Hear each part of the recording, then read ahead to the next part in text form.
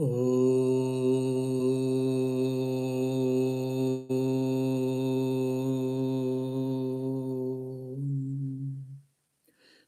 Shri Yatirajaya Vivekananda Suraye Satchit Sukaswarupaya Swamine Tapaharine. I shall bow down to Swami Vivekananda, who was king among the ascetics, who descended on this earth to redeem all the afflictions and problems of the humankind, and who is existence, consciousness, bliss absolute by nature. To such Swami Vivekananda, I shall bow down my prostrations to him. Om peace, peace, peace.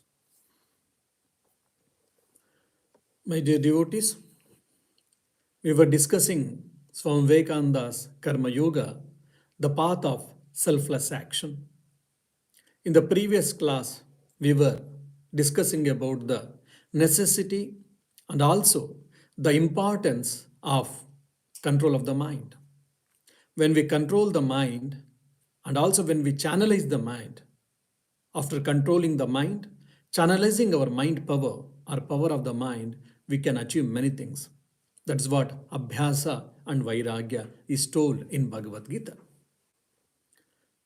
In Bhagavad Gita, there are few shlokas which are very difficult to understand, and even at the surface level, they appear as a contradictory.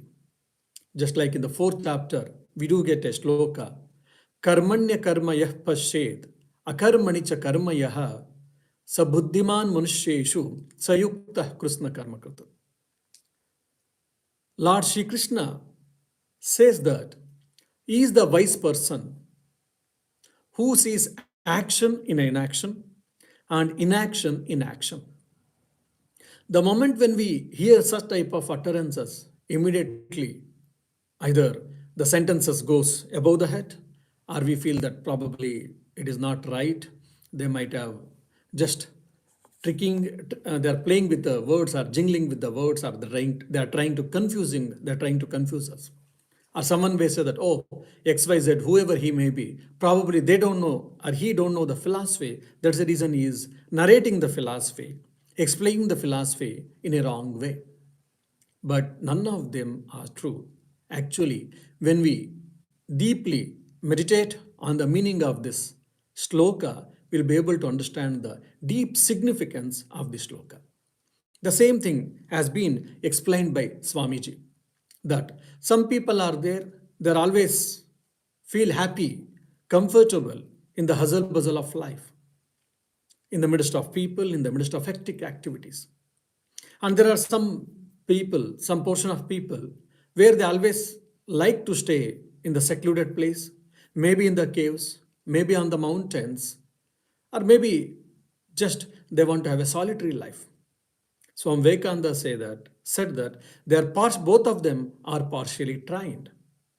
He says he is a real karma yogi.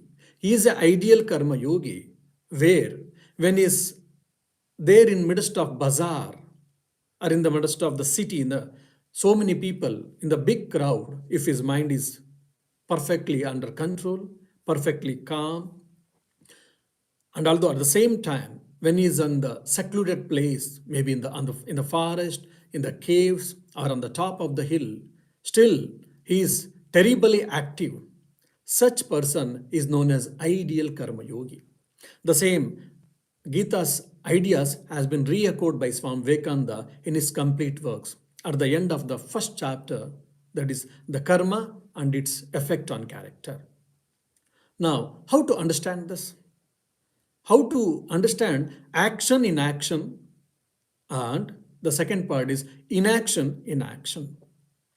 Now we all work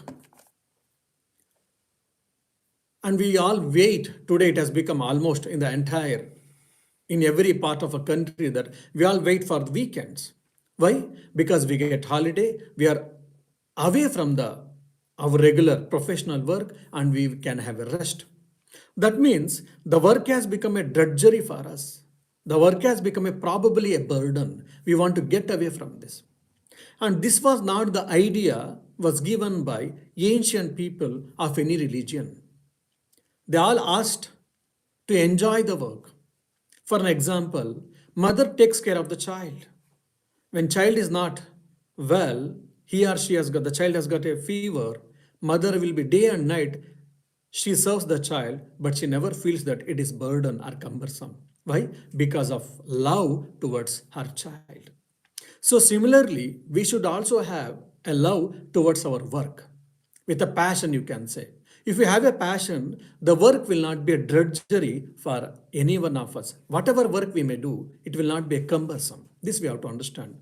So that the drudgery, boredom, whatever we see in the present day society, all these things can be checked, can be reduced. So we have got a passion, and with the passion we have to work, no doubt. But at the same time, either Bhagavad Gita, all the saints, and even Swami Vivekananda, they are saying that with a passion, with a zeal, with the enthusiasm, you work, but don't attach yourself to any of this work. Means Kartrutva Bodha and Bhoktrutva Bodha.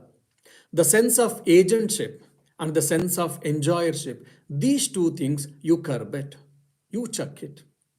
In the similar Bhagavad Gita, the Lord tells in elsewhere, Yudhyasva Vigata Jvaraha, free from tension or free from attachment, fight. Means we have to perform our actions without any attachment either to the work or to the fruits of action or to the comforts, so on and so forth. Then what happens? How much ever I may do the work, when there is no sense of agentship and there is no sense of enjoyership, then the work will not be upon me. How much ever I may be working, but in heart and in my heart, in my inner core, I will be knowing that this work is belong to my body and my mind, my intellect, my senses. It doesn't belong to me because I am away from all these things. I am that Atman or I am that consciousness. You take from Sankhya aspect probably. That's what Purusha and Prakriti are Kshetra, Kshetragna in the 13th chapter of Bhagavad Gita. So this work and all these transactions is limited with the Prakriti and with my body and mind, with not me, because I am the Purusha or the Atman. I am away from this. When I have got this idea very strongly in my mind, if I am able to practice this, in the midst of activities, in the midst of hectic activities, I can feel peaceful. I can feel calm. And no action will bring any amount of tiredness. The best example is Sri Krishna. Sri Krishna, he was there in the battlefield. And there are thousands of people, lakhs of people are there in the battlefield, Kurukshetra, but his mind was not agitated. His mind was not tensed. Why?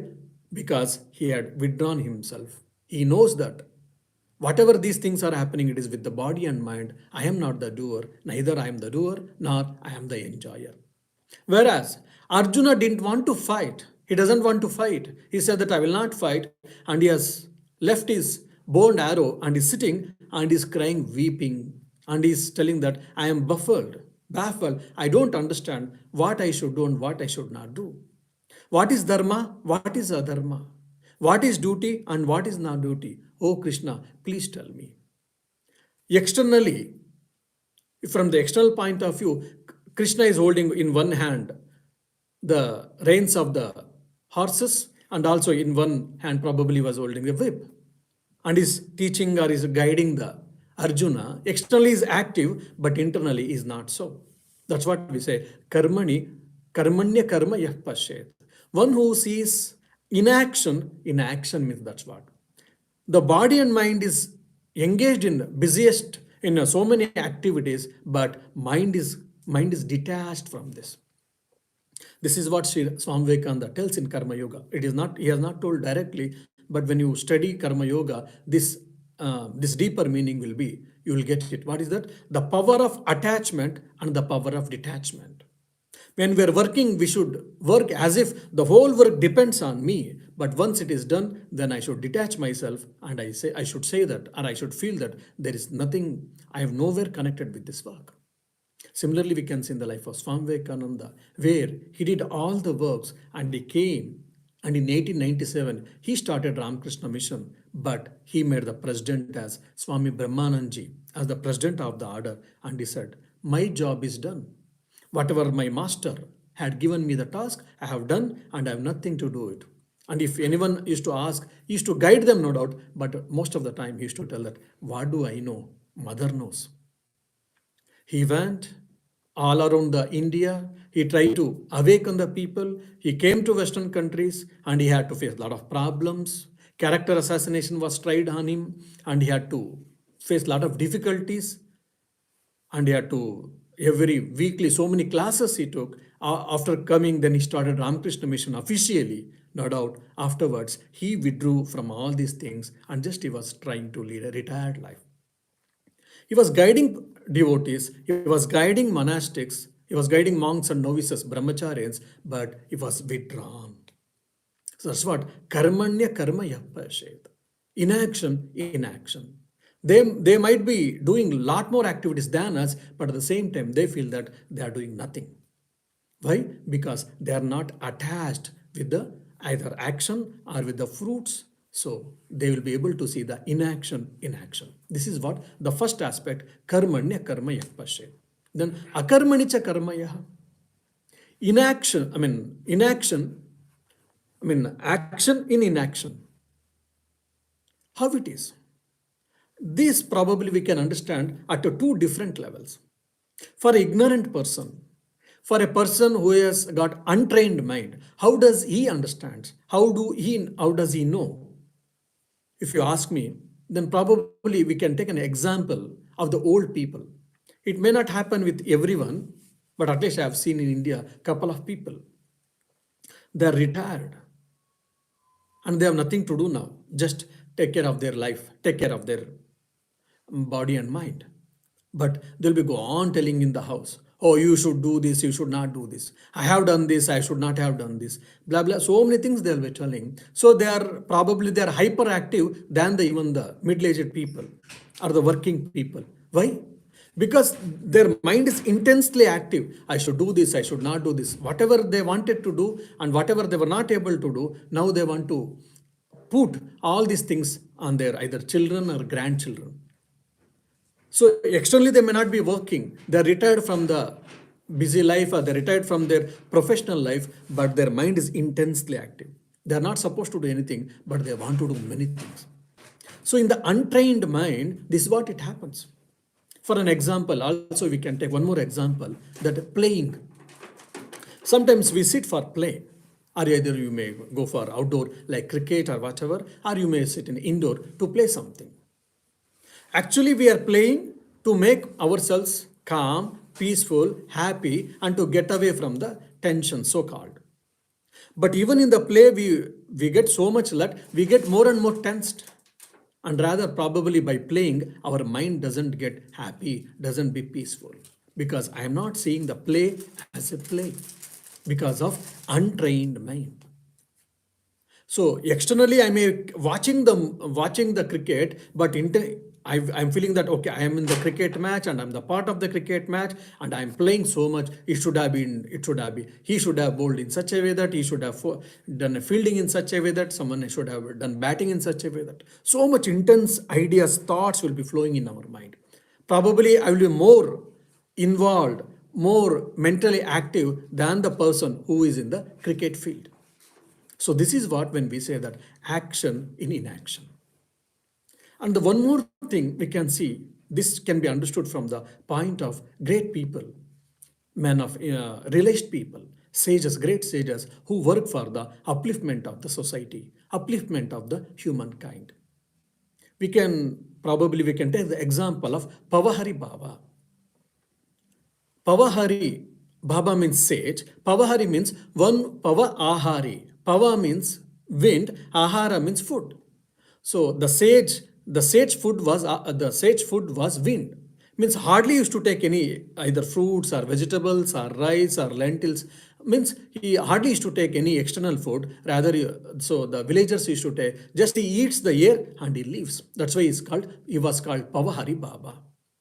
And Swami Vivekananda, during his itinerant days, when he meets this Pavahari Baba in Gazipur near Banaras in India, he asks, "You are such a knowledgeable man. You got so profound ideas, and you are a great yogi, ascetic. Why don't you come and preach to the mankind your wisdom so that people will be benefited? People will be happy to receive that, and they'll be blessed, and they may get lot of directions to their life." When Swami Vivekananda questions Pawari Baba, he says that, "My dear, do you think that when I come and preach outside, when I come and give sermons, when I come and give lectures, then only is it service? Sitting in the cave, sitting in the deepmost, innermost cave, don't you think that I'll be able to serve the humankind?" Then Swami Vivekananda asks, "How is it possible? Or what do you mean by it?" Then Pawari Baba says that, when I think for the betterment of the society and for the betterment of the humankind, my strong thoughts are gone in different directions. That thoughts will be received by some people, and that will work as a catalyst force, and they will put them into action.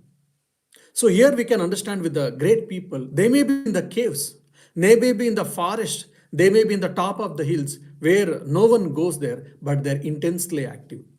Why? Because every time they're always trying to think of the betterment of the society for the emancipation, people's emancipation. How can I make them better? How can I serve them? How can I try to redeem their difficulties, afflictions? So externally is keeping quiet, no doubt, but internally, inside, there are a lot of activities going on for the upliftment of society, for the upliftment of the humankind. So this we can understand this action in inaction, karmani akarmanicha. So these are the two things we have to understand. That's what Swami Vivekananda is saying, that according to me, who is the ideal karma yogi? One who sees action in inaction and inaction in action, he is the ideal karma yogi. Means in the layman's language, if you want me to put, then he is saying that if even I've given a lot of activities, I should be able to manage. And if there is no activity, even I can take care of myself. Some people have got, if there are a lot of activities, they have got a problem. And for some people, if there is no activity, again, then also there is a problem. So we should have an equipost mind. When you got activities, when you got responsibility, discharge it. Fine. And you don't have anything, then can you be happy at all times? At any time, at all times, can you be happy? This is the question. And when you can be happy, then the Swami Vivekananda is saying that then you are the ideal karma yogi. You have reached the karma yoga's ideal. So this is all nothing but training the mind. When we have got work, we repent, we comment, we complain, oh, so much work I have to do. When there is no work, for example, COVID times, when there is a lockdown, we were seeing how people becoming restless. If they get any chance, they would like to go out. Why? Because they're not able to sit calmly in the house. And everyone want to go out. Everyone wants some external work because they're not able to sit calmly in the house. If they have got financial problem, that's different. When they don't have, but still they were unable to sit inside a house. They had everything, but they were not able to sit quiet. Now they don't have any work actually, most of the time, or for many of them, but still they were unable to sit calmly.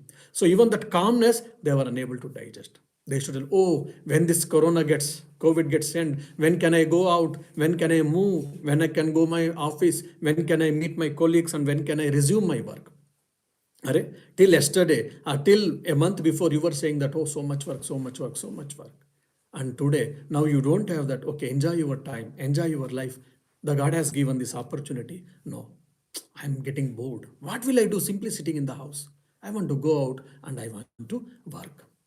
So we keep complaining. When work is there also we complain. When no work is there also we complain. So stop complaining. That's what Swami Vivekananda, Lord, Sri Krishna and all the great people, they say. When you get a work, try to understand how to work and prepare yourself, raise yourself to respond that. to share the responsibilities, to discharge the responsibilities. When no work is there, also, you should be peaceful and you should be happy. If you can reach that stage, that is what ideal of karma yoga. So when Swami Vivekananda says work for work's sake, what do you mean by that? Yes, this is the thing. So we have to, why we have to work? It is not for just bread and butter. No, it is not for name and fame. It is not for power and position. It is more than that. To equip our mind, to train our personality, to build up our character. That is the role of karma. So when we hear all these things, we should understand that what is the role and effect of karma, that action in one's life. But unfortunately, we have never thought the role and effect of karma in our lives to such an extent. Of course, from social aspect also, Swamiji has told that the civilizations, the society, all things, whatever the technology developments, everything is done by our karma, because of my mind, because of our karma, willpower. So by hearing all these things, we become aware of it. We should become conscious of it.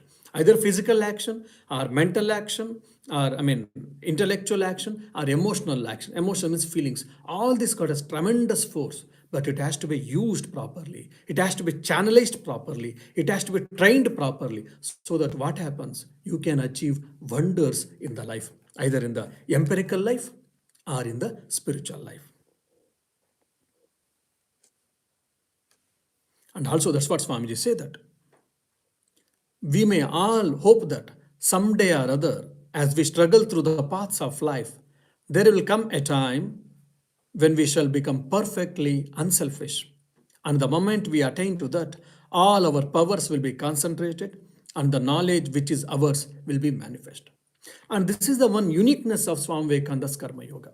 Probably in 1 or 2 weeks before, I did say that you should have some questions before coming to classes.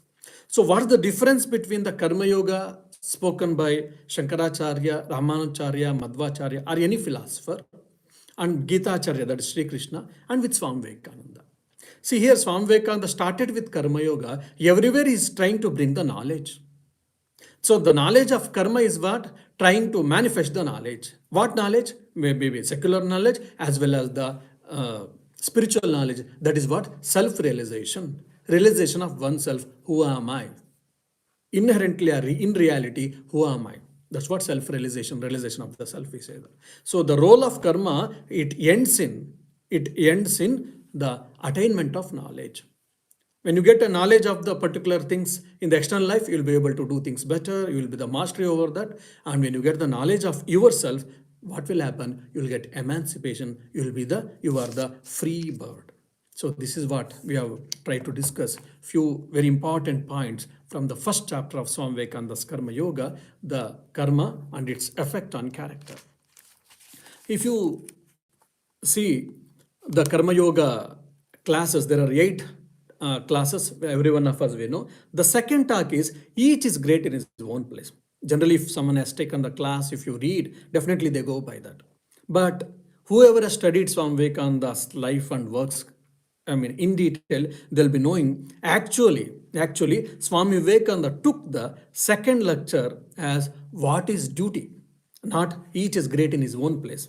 And in the book, that is actually 4th lesson. And I don't know why they have done this, but so Swami Vivekananda took in this format. That's the reason now I'll be going to the 4th chapter according to the book, and that will be the second lesson by Swami Vivekananda, what is duty. Now, probably I don't know whether you have got questions or not. I will inject myself some questions in your mind now. Before getting to this chapter, what is duty? This class starts with the caption, what is duty? When the moment I tell what is duty, many of you may say, oh Swami, come on, we know that what is our duty. If I'm a doctor by profession, I have to take care of the patients. And since I'm a parent, and I have to take care of my children. And since I'm a citizen of the country, I have to respect the constitution of the country. And if I'm a solicitor or lawyer by a profession, so according to my profession, I will do my duty. So we are all aware of sense of our duty. then what is the special necessity? What is the requirement to understand, especially what is my duty? Because we know all that. Yes, to certain extent, I can also say, or I may also say, yes, you are right. But when you go a little deeply, then you are not. Probably, I will give an example. Now, there's the Ukraine war between Ukraine and Russia. If someone asks you, what do you think? Whom you support? Some say Russia, some say Ukraine, and most of them they may say Ukraine. Now, you may belong to the neighboring country where you are taking the help from the Russia.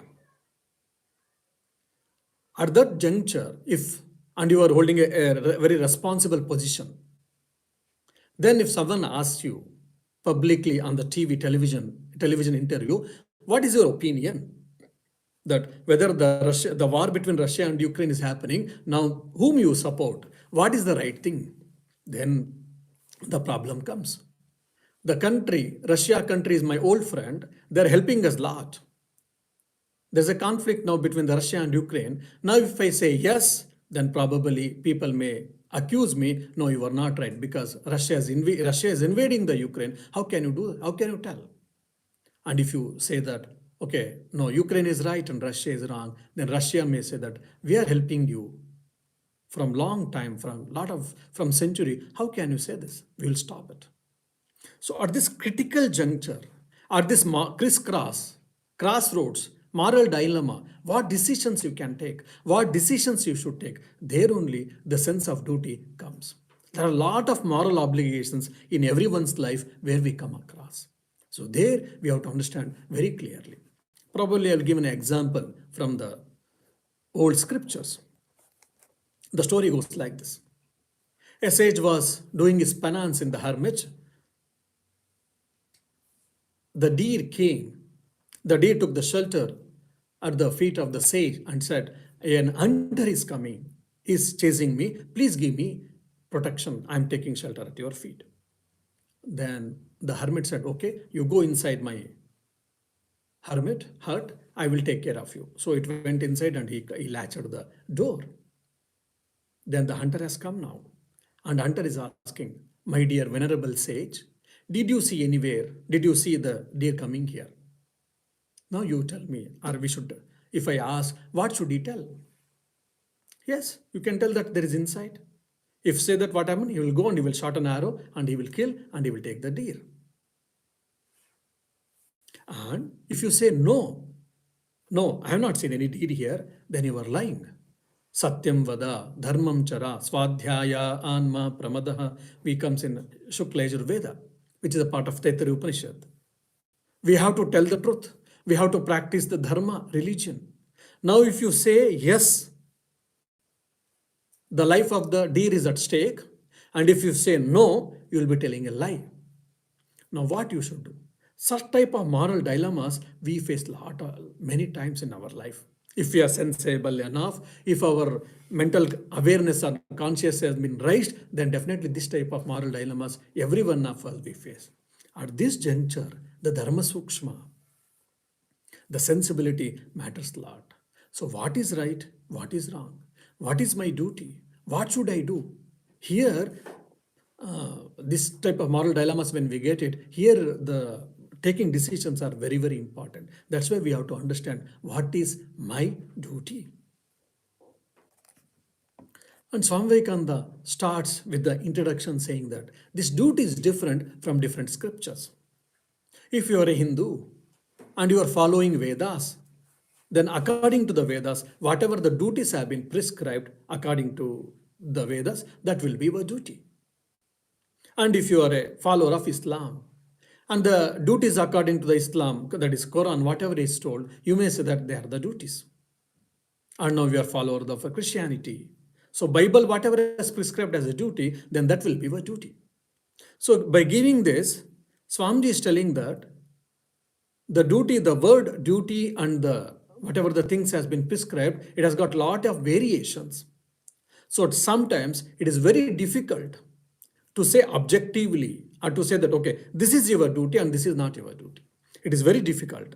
There is universally accepting or universally saying, sometimes it may appear that it is very difficult. But having said this, Swami Vivekananda also says that by saying this, we cannot say that there is not possible, that we cannot say universally, this is your duty and this is not your duty. No, it is not that, it is possible. What he says that the first and foremost, he says that follow your conscience.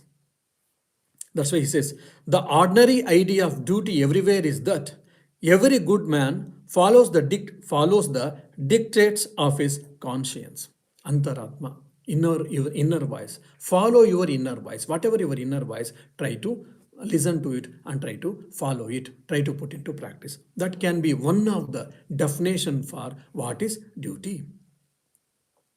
And afterwards, Swamiji says, duty, it differs and it changes from place to place, from country to country, and from time to time, and from the state of the person. That is either maybe as a profession, or maybe as the age group. If you are a child, your duty is something different. And if you are a middle-aged person, you are a family person, responsible person, again your duties change. You are a old person, your duties also change.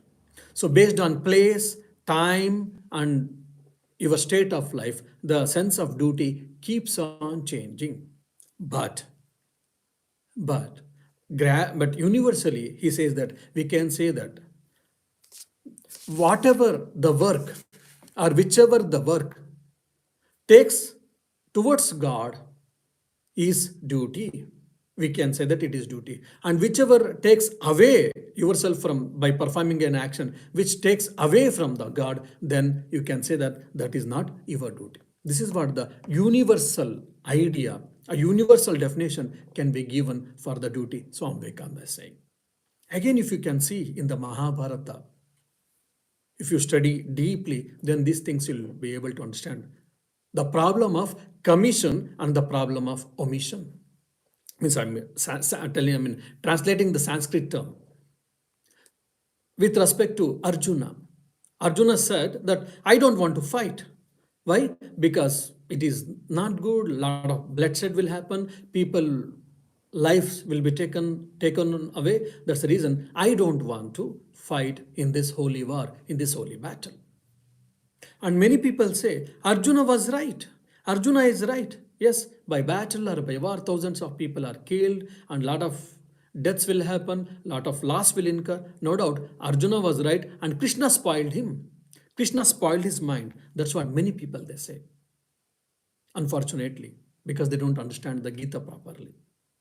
If you have studied Gita properly, systematically, then you'll be able to understand. See, he is a Kshatriya.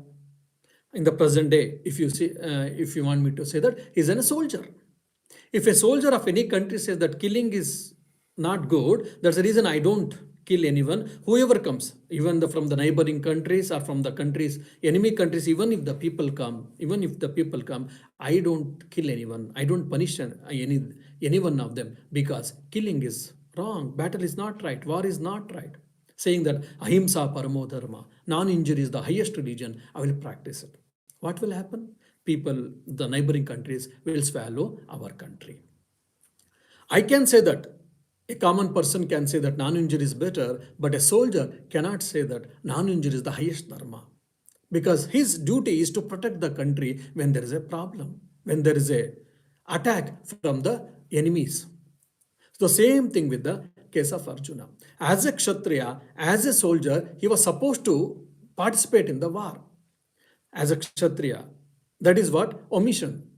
Commission. He was not doing it. But instead of that, he is saying that I will take the life of seclusion or life of the beggar. That is what sannyasi. A monk is entitled for begging, and I will also take that life. Nivritti Marga is telling that. Again, there is a problem of omission.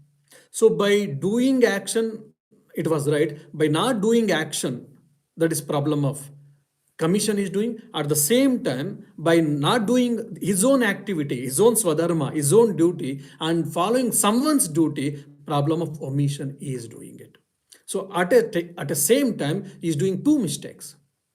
The same thing with the student. For an example, a student is expected to study well, to build up his personality, to build up his character, to shape his personality, to enrich his knowledge, to enrich his skills, to probably if he has got some passion and hobbies, that also can be nicely groomed. Instead of that, if he does something else, then definitely he is not doing his duty. And as being a citizen of the country, he's supposed to take care of the, he's supposed to respect the country's constitution, respect the principles, all these things. If he's not doing and if he's getting alienated, then definitely whatever is supposed to is not doing, that's the first mistake. And whatever he was not supposed to do is doing that, again there is a second mistake. So two mistakes will be done by people: problem of omission and problem of commission. Many times we do these mistakes if we are not sensible enough, if our awareness and our consciousness is not risen to that level, then we don't understand. So that's why we have to understand what is our duty and what is not our duty. And now Swami Vivekananda takes the example of killing. If a common civilian kills someone, then there's a great mistake. He will be jailed, he will be put under bars. To maintain the peace and to check the inflow of the enemies, if a soldier, military personnel, if he kills him or her, then definitely he is welcomed, is garlanded after killing probably 20 people. If he comes to the country, if he enters the our country or our his birthplace, then he's garlanded. He said, "Oh, my dear, you have done a great job. But if I kill even one person, then I will be blamed. I will be put under bars." Why is it so? The situation may be same thing, but for different people, different reactions, different responses are given because duty changes according to our profession. Whatever the soldier's duty and the civilian's duty, both are different. So we have to understand this thing. So do not injure any being. Not injuring any being is virtue. Injuring any being is sin. This is a common principle. Yes, we have to practice, no doubt, but it is not for the soldiers. Because if they take, then the enemies will invade our country and invade ours. That's what Swami Vivekananda is telling very clearly. So it depends on your birth, it depends on your position of the life, it depends on the country, it depends on the society, it depends on the state where you present, stage of life it presents. That's what Swami Vivekananda is saying. And now he gives his own example where he had in USA. Probably if every one of us know, we have seen the portrait of Swami Vivekananda. He had a long coat with a pant and he had a turban on his head. And in 125 years before, now a lot of Hindu communities are there in all over the world and people have seen and people may not speak anything. But 125, 130 years before, 130 years before, that was not the case. Once Swami Vivekananda, with this typical Indian dress, he was just going.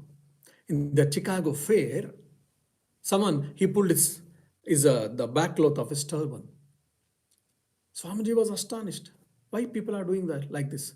Then he immediately, Swami Vivekananda, turns back and he says, "My dear, why did you do this? Why are you doing this?" When Swami Vivekananda spoke such a beautiful English language, then the other fellow who is in US, he felt very in an awkward position. He said, "Sorry, but why do you wear such type of dress?" So he was not accepting Swami Vivekananda's dress, Indian dress, because according to him, the USA guy, according to him, this was not right. This is not any civilized person will not use such type of dress. Because of his upbringing, Swami Vivekananda is saying that. Though it is not right, because of his upbringing, because of his society's influence, because of his birth and other influences, he is not able to accept. This is what we do mistakes. That's why narrow-mindedness, fanatism, bigotry, all these things it comes by. Because whatever I know, whatever I think, that's the only right thing, and other things and others' perceptions are not right. So this is where we get into problem, bloodshed happens. That has to be taken care, Swami Vivekananda is saying. And one more example, Swami Vivekananda gives that in Chicago fair, when he was going, someone gives a hard push to him. Then again, Swamiji was astonished. He says, "Why did you do this?" I didn't do any problem. I didn't create any problem for you. Just I am walking in the Chicago fair to see things, observe things. Why did you do this? Then he asked sorry, and he didn't expect that Swami Vivekananda is from India or from the eastern part of world, and he can speak such a beautiful English. They didn't expect. He asked sorry, he asked for pardon, and he went back. See, so many types of difficulties Swamiji had to face in US or in the western part of this. And afterwards, explaining this to his own experiences, Swamiji says this: much of the oppression of powerful nations on weaker ones is caused by this prejudice. It dries up their fellow feelings for fellow men. That very men who asked me why I did not dress as he did and wanted to ill treat me because of my dress may have been a very good man, a good father, and a good citizen. But the kindliness of his nature died out as soon as he saw a man in a different dress.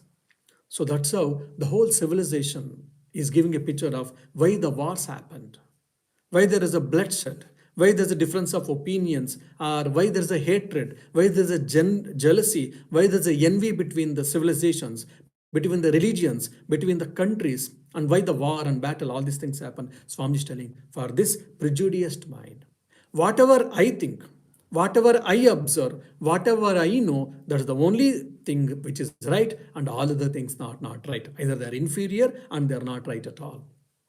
Such a prejudiced mind is the cause for the conflicts. Such a prejudiced understanding is the cause for the war. That's what Vivekananda is saying. Now, such people are from the strong nations, then they try to invade the weaker nations and they try to exploit them. Then war, battle, conflicts, all these things are bound to happen. So that's why he says that Chinese call Europeans and Americans as foreign devils and so on. This is a part of history. Now things have changed. We need not to bother. That means what? Here Swami Vivekananda is telling very clearly, this was not supposed to be the duty of a human being. Irrespective of his dress, whether he likes or he doesn't like, I have to respect him as an Indian, as a Chinese, as a Japanese, as a Vietnam, as a person of the Vietnam. He should have asked, I could have asked, why are you wearing such type of dress in this particular fashion? And you could have known. Instead of that, he behaved with him not in a right way. That's what Swami Vivekananda says. We should also understand that as a human being, the gentlemanliness is very, very important. And that is also a part of duty. When this gentlemanliness, when lacks, I may have a best clothes I may be wearing, but I am not called gentleman. And Swami Vivekananda says elsewhere, in the western part of the globe, many times they feel that the gentlemanliness is pertaining to the clothes. It is not that, but actually gentlemanliness means it is women also included. It is not of the gender. Gentlemanliness is pertaining to my character, my perceptions, my behavior with the people, my it is pertaining with actions. That is what a duty of a person should be, groomed in such a way that he should be gentleman, irrespective of the clothes, irrespective of food style, irrespective of their physical styles, irrespective of that, they should have a gentleman approach towards the beings of the other parts of the world. Then only I can be called as human being according to Swami Vivekananda. So be a gentleman. When gentleman or gentleman, that is what the fine duty or the primary duty for all of us according to Swami Vivekananda. And he makes one more important point is, now after hearing all these things, you may get a question that, okay, by doing all these things, what do I get it? Why should I do it at all? Okay, from the society point of view, if you ask me, I will tell that lot of conflicts, lot of struggles, war, battles, all these things can be minimized. Fine. And the second thing is, by doing duty properly, what happens? My character is formed and all, first thing. And second thing is, you will understand that I have to adjust or I have to accommodate myself to the world and the world doesn't adjust to me. It's one of the greatest, finest, subtlest point every one of us we have to understand.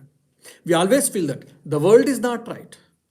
People are not right in and around me, either in the family or in the world, they are not right. That's the reason I always try that I am right and they are not right, and I try to change them. I try to make them perfect. But whether you try to change or not, whatever, so the world has its own way of doing things.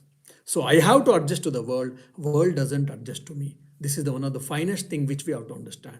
By understanding what will happen, I will be peaceful. I will be calm at all circumstances. So that's what Swami Vivekananda said. I have to accommodate myself to the world and not the world to me. So we see that environments change the nature of our duties, and doing the duty which is ours at any particular time is the best thing we can do in this world. When we do this, what happens? We'll be peaceful, and the yogyata, probably in my previous lecture I had spoken of this yogyata, we'll be able to get this yogyata. When we do our work, our duty sincerely, we'll be calm, peaceful, and we stop criticizing people, we stop criticizing the world, we stop criticizing situations. Instead of that, we will accept all of them and we get a magnanimous heart. That's what Swami Vivekananda mean here. We get such a universal mind and universal heart where we can embrace the entire humankind when we do our duty properly. And afterwards, what happens? He becomes a fit person to live in the world. The world will not change. The people will not change. The situations may not change, but you will change. By that, you'll be able to accept and embrace everyone. That's what we see in the life of Holy Mother Sri Sharda Devi. With Holy Mother Sri Sharda Devi, there were madcaps, Radhi and her mother. Again, two were also madcaps. And if you see the other, her three brothers, they were selfish to the core. And so many other very different people who had all different peculiarities. Such type of people were surrounded with Holy Mother Sharda Devi, but every time she was peaceful. She was calm and she was able to do 1 lakh japam every day, and she used to serve the people. By all these things, what happens? Because she was the greatest karma yogi. Holy Mother was the greatest karma yogi. In spite of staying in such type of challenging atmosphere, having such type of peculiar people, she was calm. She had a composed nature. She never criticized, she never complained to Sri Ramakrishna. What is this such type of people you have given to me? Never. Why? She had accepted everyone. Such a magnanimous heart. Of course, she's a holy mother, she's a universal mother, no doubt. But that heart we can also try to get to larger extent if we follow our duties properly. That's what Swami Vivekananda is saying that.